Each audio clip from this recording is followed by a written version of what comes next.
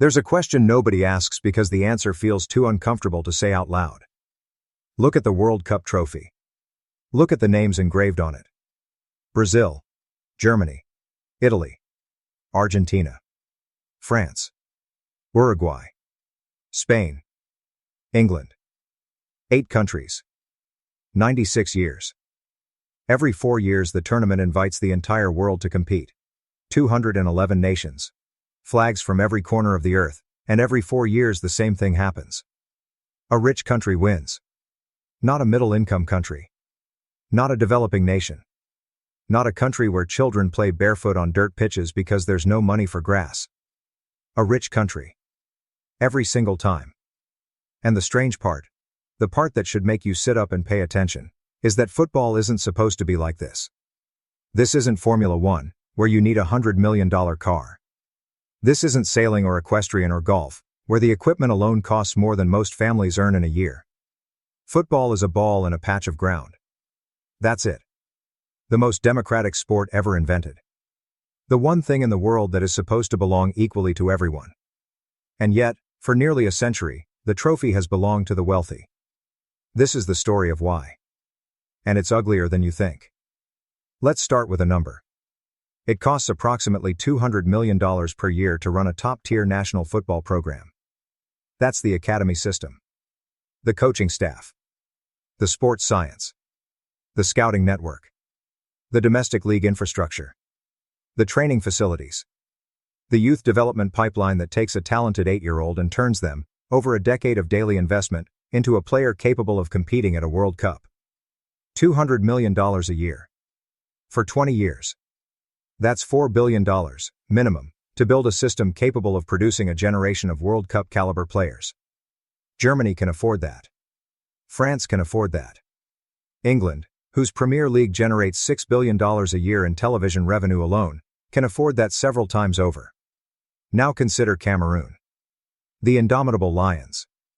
A nation that has produced some of the most breathtaking football talent Africa has ever seen. Roger Milla, Samuel Eto'o, players whose names belong in any conversation about the greatest the game has produced.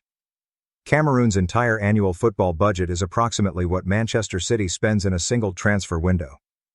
Their domestic league generates almost no television revenue. Their youth academies operate on shoestring budgets in facilities that would embarrass a mid-tier English non-league club. The talent is there. The money isn't. And without the money, the talent leaves. This is the part of the story that should make you angry. Every year, thousands of young African footballers, 14, 15, 16 years old, are scouted by European clubs and academies. The best ones are taken to France, to England, to Spain, to Germany, to Belgium. They are housed in European academies. Trained by European coaches. Developed using European sports science and European facilities and European money. And then, when they reach their peak, when the investment has paid off and they are among the best players in the world, they play for European clubs, in European leagues, earning European salaries, generating European revenue. Some of them play for their birth countries at international level. Sadio Mané plays for Senegal. Mohamed Salah plays for Egypt. Achraf Hakimi plays for Morocco. They wear the shirt. They sing the anthem. They carry the hopes of their nations every 4 years at the World Cup. But they were not developed by those nations. They were developed by Europe. Their talent was extracted from Africa as teenagers and refined in European laboratories. The raw material came from one continent. The finished product benefits another. And then, when those African nations meet the European nations at a World Cup, when Senegal face France, or Morocco face Spain, they are essentially playing against a system that was built using their own exported talent. The goalkeeper they face was trained at the same academy, their own striker attended as a child. The midfield they're trying to break down was coached by the same coaches who taught their own midfielder how to play. The talent pipeline is a one-way street. And it runs from poor to rich. But wait, you might say. What about Brazil? What about Argentina? What about Uruguay? Fair point. These are not wealthy nations by European standards. Brazil is the world's 9th largest economy by GDP, but its per capita income is a fraction of Germany's or France's. Argentina has spent the last 2 decades lurching between economic crises, inflation spirals, and currency collapses. Uruguay is a country of 3.5 million people, smaller than most European cities. If poor countries can't win the World Cup, how did these three win it 9 times between them? The answer is timing. When Uruguay won the first World Cup in 1930, they were one of the wealthiest nations in South America, a country whose economy was booming from agricultural exports, whose standard of living rivaled much of Europe. When Brazil won in 1958 and 1962 and 1970, they were the largest economy in Latin America, with a domestic football infrastructure that had been developing since the 1910s. 4 decades of head start before most African nations had even achieved independence. Argentina's story is similar. Their football league was founded in 1891. Their academy systems have been operating for over a century. When Maradona won the World Cup in 1986, he was the product of a football development system that had been refining itself for nearly 100 years. These countries were not rich in the way that Germany or France is rich. But they were rich enough, early enough, to build the infrastructure. And in football, infrastructure is everything. You don't need to be the wealthiest country on earth. But you need to have been investing in football development for at least 50 years. You need domestic leagues strong enough to forge players in competitive fire before they reach the international stage. You need coaching pipelines that pass down tactical knowledge across generations. You need youth academies that have been operating long enough to learn from their own mistakes. And that investment requires money. Not infinite money. But sustained, consistent, decades-long money. The kind of money that countries dealing with poverty, political instability, infrastructure deficits, and healthcare crises simply cannot justify spending on football. When your country needs hospitals, you don't build academies. Here's the stat that tells the whole story. At the 2026 World Cup, Cape Verde, a country of 500,000 people, received $13.5 million from FIFA for reaching the round of 32. That prize money was equal to 0.44% of their entire national GDP. Almost 0.5% of everything their country produces in a year, earned from a single World Cup run. For Spain, the winners, the prize money was a rounding error. A number so small relative to their economy that it wouldn't register on a national balance sheet. The revenue generated by a single weekend of La Liga football dwarfs what most African nations earn from an entire World Cup cycle. The gap isn't just big, it's structural, it's self-reinforcing. It's a machine that produces more inequality with every rotation. Rich countries generate more football revenue, which funds better academies, which produce better players, which win more trophies, which generate more revenue, which funds better academies. The cycle spins and spins, and the gap between the top and the bottom grows wider every 4 years.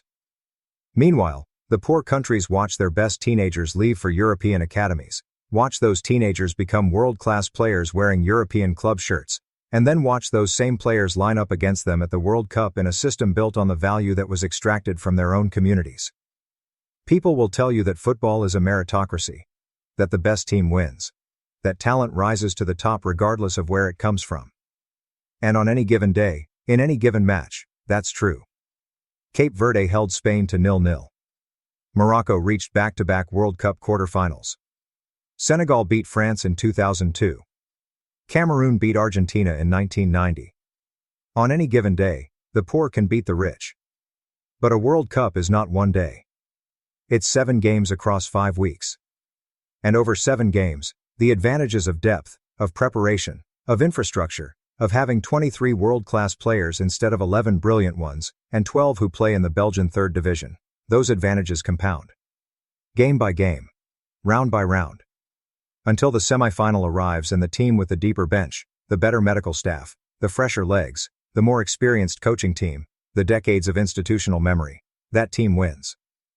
Not because they're more talented. Because they're more supported. Morocco's starting 11 in 2026 could compete with any team on earth. Their bench could not. Their first-choice players train at Paris Saint-Germain and Real Madrid and the best clubs in Europe. Their substitutes play in leagues most football fans have never heard of. When Spain brought on Ferran Torres, a player who cost $80 million, in the quarterfinal, Morocco's bench had no equivalent response. That's not a talent gap. That's a money gap. And it's the gap that has decided every World Cup for 96 years. The most heartbreaking version of this story is Ghana, 2010. South Africa. The first World Cup ever held on African soil. Ghana, the last African team standing, in the quarterfinal against Uruguay. The entire continent watching. Stoppage time. A header toward goal. Luis Suarez, standing on the line, punches it away with both hands. Red card. Penalty. One kick from the semi-final. Asamoah Gyan steps up. He hits the crossbar. Ghana lose the shootout. And Africa's best chance at a World Cup semi-final. On their own continent. In front of their own people. In the one tournament that was supposed to finally belong to them. Dies on a crossbar in Johannesburg. Suarez walked down the tunnel smiling. He knew the rules. He knew the calculation. A red card for him was worth more than a goal for Ghana. The system protected him. The system always protects the side with more resources, more experience, more institutional knowledge of how to bend the rules in their favor. Ghana's penalty miss was not bad luck.